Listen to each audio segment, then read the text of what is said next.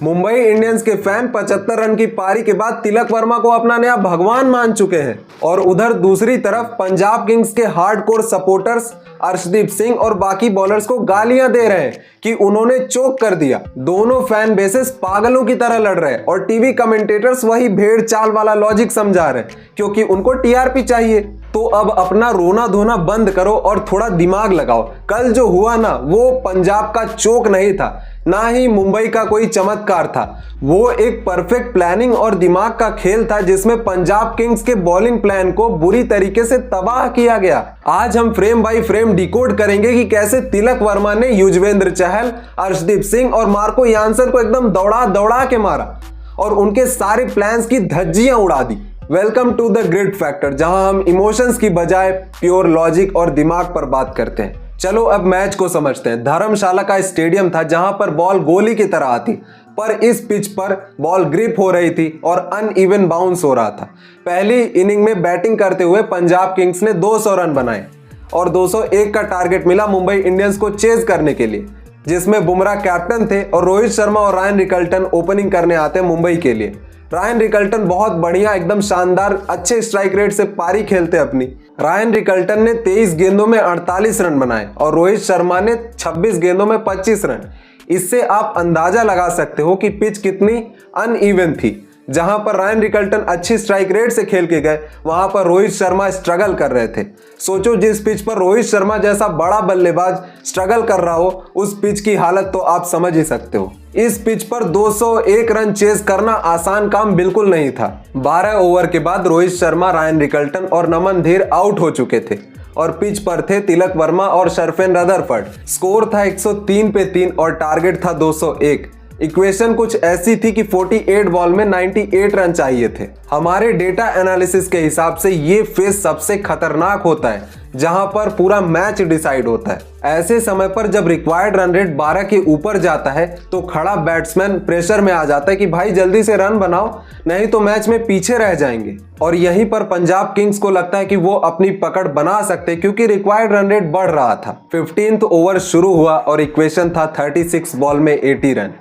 Punjab Kings अपने prime bowler Arshdeep Singh को attack में लाती है और प्लान सिंपल था, पेस ऑफ करो, वाइड डालो और शॉट डालो। उनको लगा कि तिलक वर्मा प्रेशर में आके इधर उधर शॉट मारेगा और आउट हो जाएगा। इस मूवमेंट पर अर्शदीप सिंह ने अपनी दूसरी ही बॉल पर मौका बना दिया था, पर मार्को यानसन ने कैच ड्रॉप कर दिया। भाई तुमने कैच नहीं, पूरा मैच ड्रॉप किया है। तुमने 2 पॉइंट्स गंवा दिए और अब तुम प्लेऑफ में क्वालिफाई करने के लिए और स्ट्रगल करोगे।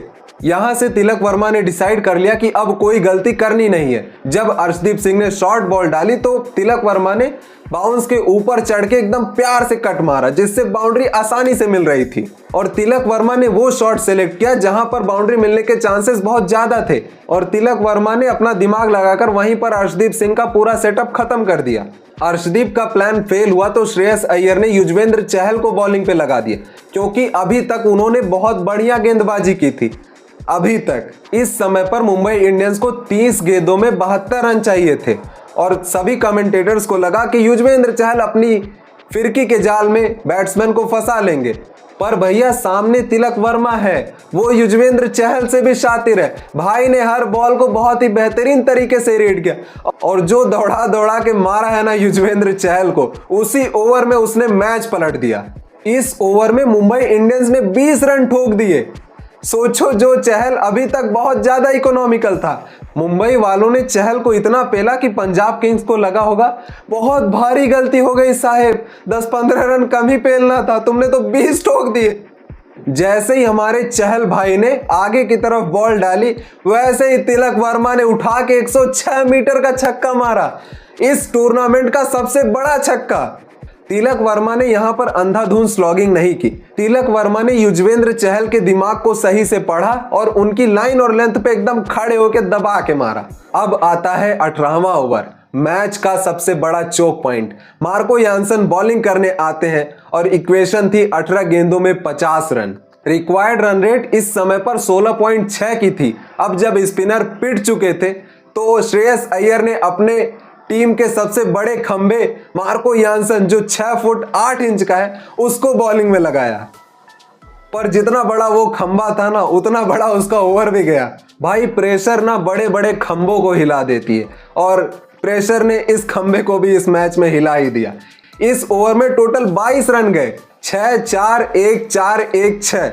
मार्को यानसन ने फुलर लेंथ डालने की गलती की और तिलक वर्मा ने गलती का फायदा उठा के लंबे लंबे छक्के जड़े और पंजाब किंग्स की उम्मीदों को मैथमेटिकली दफन कर दिया। यहाँ पर तिलक वर्मा के साथ एक और इम्पोर्टेंट कैरेक्टर है जिसका नाम है विल जैक्स।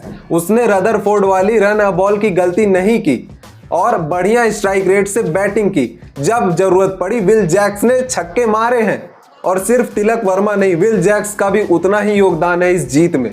फिर 19वां ओवर अर्शदीप सिंह डालने आते हैं जिन्होंने 13 रन दिए। आखिरी ओवर की पहली गेंद थी और विल जैक्स स्ट्राइक पर था। जेवियर बार्टलेट ने वाइड यॉर्कर डालने की ट्राई की पर वाइड यॉर्कर सही से गई नहीं और वो बॉल फुल टॉस बन गई। फुल टॉस को तो विल जैक्स ने दूर किसी पहाड़ी पर दे मारा और उसके बाद से इक्वेशन कुछ ऐसी हो गई कि 5 गेंदों में चाहिए थे 9 रन। दूसरी बॉल पर विल जैक्स एक सिंगल लेते हैं और तिलक वर्मा स्ट्राइक पर आते हैं। अब चाहिए थे 4 बॉल में 9 रन। तीसरी बॉल जेवियर बार्टलेट ने गुड लेंथ डाली और तिलक वर्मा ने स्कूप करने का ट्राई किया पर वो सक्सेसफुल नहीं रहे और बॉल डॉट हो गई। अब चाहिए थे 3 गेंदों में 9 रन। फिर से जेवियर बार्टलेट गुड लेंथ और pitching outside off stump try करते हैं पर इस बार तिलक वर्मा ने स्कूप खेलने की गलती ना करके सीधा ओवर दी कवर्स मारा और क्या छक्का था भाई साहब, मजा ही आ गया। इस छक्के के बाद मुंबई इंडियंस को चाहिए थे 2 गेंदों में 3 रन और तिलक वर्मा ने फिर एक छक्का मार दिया और यहीं पर एक बहुत बड़ी रन चेस को यहां पर सफल बना दिया। एक समय पर लग नहीं रहा था कि मुंबई इंडियंस जीत जाएगी क्योंकि 18 गेंदों में 50 रन चाहिए थे भाई और कोई भी टीम डिफेंड कर सकती थी ये टोटल। पर पंजाब किंग्स को एकदम बानर बना के मारा है हमारे तिलक और विल जैक्स ने। देखो भाई, मुंबई इंडियंस को खोने के लिए इस मैच में कुछ था ही नहीं, वो ऑलरेडी टूर्नामेंट से एलिमिनेट हो गए थे। पर पंजाब किंग्स जो पिछले 4 मैच हार के आ रही थी उनके लिए ये मैच बहुत ज्यादा इंपॉर्टेंट था धर्मशाला का। पर पंजाब किंग्स यहां अपनी 5वीं हार रजिस्टर कर देती है जिसके बाद अगले 2 मैचेस पंजाब किंग्स के लिए मस्ट विन हो गए क्योंकि वो अभी 13 पॉइंट्स पर हैं और 13 पॉइंट्स से क्वालिफाई तो कर पाएंगे नहीं, तो उन्हें चाहिए 13, 2, 15, 2, 17 पॉइंट्स क्वालिफाई करने के लिए। और उसके बाद भी उनको प्रार्थना करनी होगी कि कोई नीचे वाला टीम 18 पॉइंट तक ना पहुंच जाए। भाई पंजाब किंग्स शुरू के 7 मैचेस जीती थी यानी 14 पॉइंट्स वो शुरू के 7 मैचेस में ही ले चुकी थी।